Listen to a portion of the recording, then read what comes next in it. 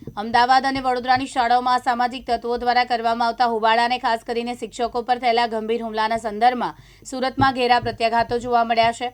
આજે સુરત કલેક્ટર કચેરી ખાતે સ્વનિર્ભર શાળા સંચાલક મંડળ દ્વારા શાળાની સુરક્ષા માટે તાત્કાલિક પગલાં લેવા શિક્ષકોને સુરક્ષા પૂરી પાડવા માટે આવેદન આપવામાં આવ્યું। તાજેતરમાં અમદાવાદની એક શાળામાં શિક્ષક પર છરી વડે હુમલા થયાની ઘટના પ્રકાશમાં આવી, જેણે સમગ્ર શિક્ષણ જગતમાં ખળભળાટ મચાવ્યો છે।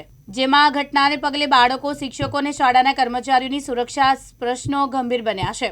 સ્વનિર્ભર શાળા સંચાલક મંડળે આ હુમલાને સખત શબ્દોમાં વખોડી કાઢ્યો હતો અને તેને નિંદનીય ગણાવ્યો હતો। આવેદનમાં મુખ્યત્વે એવી માંગ કરવામાં આવી, જે રીતે તબીબો ઉપર હુમલાના રોકવા માટે વિશેષ કાયદો બનાવવામાં આવ્યો, તે રીતે શિક્ષકો માટે પણ કાયદો બનાવવામાં આવે। ડોક્ટર દીપક રાજગુરુ, પ્રવક્તા સ્વનિર્ભર શાળા સંચાલક મંડળ સુરત। આજે સ્વનિર્ભર શાળા સંચાલક મંડળ આખા ગુજરાતમાં તમામ જિલ્લાઓમાં અત્યારે આવેદનપત્ર આપી રહ્યું છે। શાળાની સુરક્ષામાં કેવી રીતે વધારો થાય, જે હિંસાત્મક હુમલાઓ થઈ રહ્યા છે શાળાના શિક્ષકો ઉપર, અમદાવાદ વડોદરાની ઘટનાઓને ધ્યાનમાં રાખીને ભવિષ્યમાં આવી કોઈ ઘટના ન બને, આવી ઘાતકી પ્રયાસો ન થાય તેના માટે અમે પ્રિવેન્શન એક્ટ, જેને કહેવાય છે પ્રોટેક્શન એક્ટ, જેમ ડોક્ટર્સ માટે બનાવવામાં આવ્યો છે તેવો એક શાળાઓની સુરક્ષા માટે બનાવવામાં આવે, જેથી ભારતનું ભવિષ્ય સારી રીતે ઘડી શકાય। કાયદો કોઈને લેવાનો અધિકાર નથી, તે સૌએ ધ્યાન રાખવું જોઈએ તેવો એક સંદેશો આપતો આ આવેદનપત્ર અમે અર્પણ કરી રહ્યા છીએ।